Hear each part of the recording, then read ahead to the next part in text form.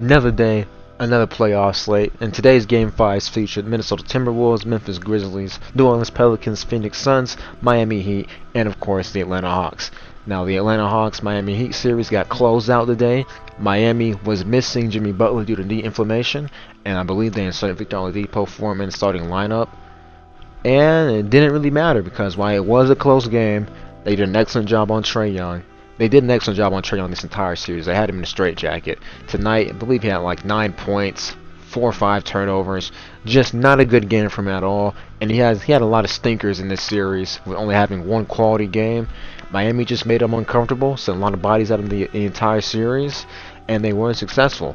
DeAndre Hunter kept them in the game, getting 35 points. Unfortunately, he fouled out later in the game with like 50 seconds left. I thought Atlanta would like to challenge the call, but they decided not to, and I can see why. But when you only have 50 seconds left, it is for the end of the season or potentially go to overtime. You would like to have DeAndre Hunter out there on the court because he was playing the best for Atlanta. I mean, he had 35 points when Trae Young just wasn't that good tonight. The last play for Atlanta was pretty much a mess. I mean, it took him a bit to inbound the ball. They got to Danilo Gallinari. He had the ball in the corner, and Peter Tucker, he slid over to help, trapped him in the corner, had nowhere to go. He had to force a pass. They turn it over, and Miami runs the clock after they get the ball, and that's the series. 4-1. They defeat Atlanta. Jimmy Butler was not needed. Victor Oladipo hopped in the time machine, played like he was in 2018, had a great game tonight, and Miami will move on and face whoever wins the Philadelphia 76-Toronto series. And speaking of that series, I expected it to go 6 games at first because I thought they wouldn't get off to a 3-0 lead, but we have at least 6 games. So I should have stuck with my first pick, but after seeing a team lose 3 in a row, I'm like, alright, they're most likely going to win one of these next 2 games and it gets closed out in 5. But no, Philly said let's drop 2 games in a row, play like shit, and have a chance to be the first team to ever blow a 3-0 lead in the NBA playoffs. I would hope they do not accomplish this feat, even though it would be nice to see Doc Rivers fail.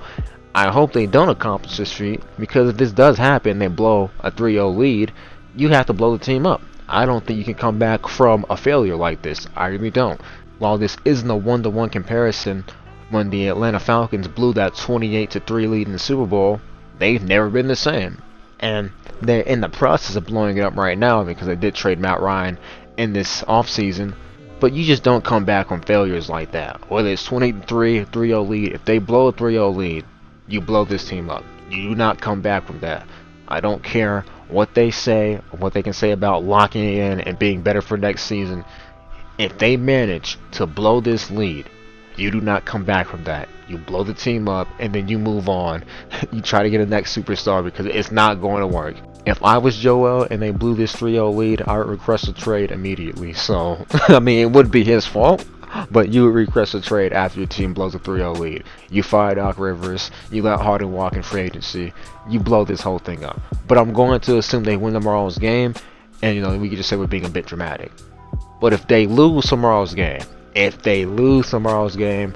going to just flip a coin and I'll decide who wins the series right then and there.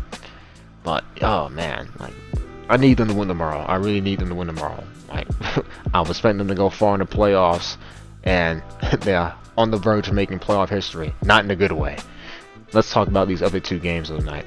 Phoenix, New Orleans, Game 5, Mikal Bridges. Well, yeah, it was Mikal Bridges' game. He was awesome tonight. 31 points, 12 of 17. Played great defense on CJ McCollum and Brandon Ingram.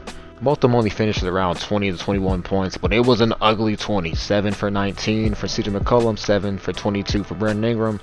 Yeah, an ugly 21 points for both of them. Phoenix looked like the well-oiled machine they were in earlier games without Devin Booker or Chris Paul.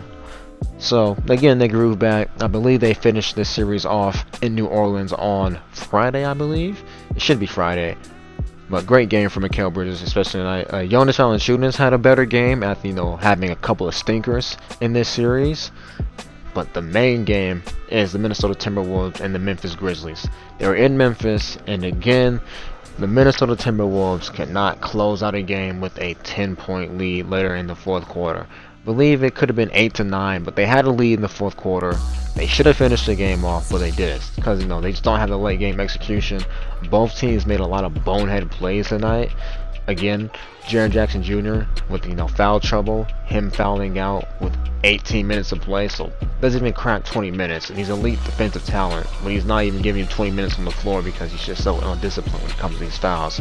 Like the and one 3-pointer that he gave Patrick Beverly, where they already got beat on the play, he jumps into him, doesn't give him any landing space. I don't get it. I don't get how he's such a great defensive player and he fouls so much. Maybe it's people, can't get on his bad tendencies a lot more in the playoffs because they can study him and they're just a lot more aware of them compared to you playing the regular season. But it doesn't make any sense to me how one of your best defensive players are only giving you around 15 to 18 minutes a night because they're just so undisciplined on that end of the court.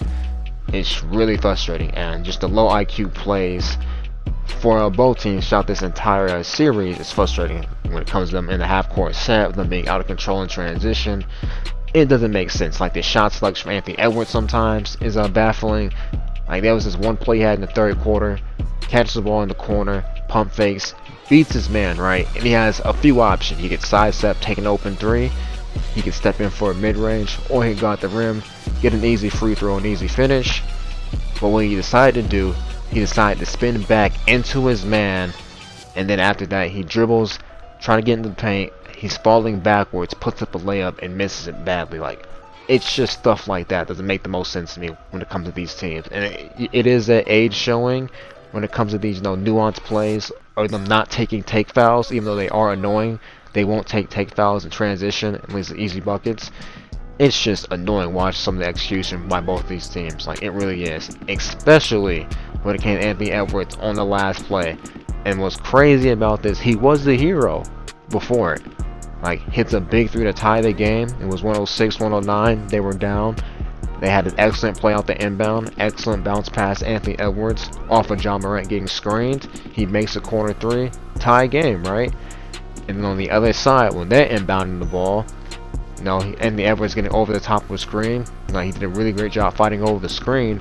But instead of just sticking with John Morant and forcing him to make a mid-range pull-up or mid-range fadeaway to win the game, he gambles for a steal. Out of position, Vanderbilt's on a 2-on-1 with Bane and Ja, and they lose the game by a John Morant layup. It was just so frustrating and mind-boggling why he would go for a steal right there and put himself out to play where they give Ja an easy shot. And even if Ja misses that layup, like Desmond Bane could have got the tip in and put it back up, because again it was a 2-on-1. Just bad decision all around on that play.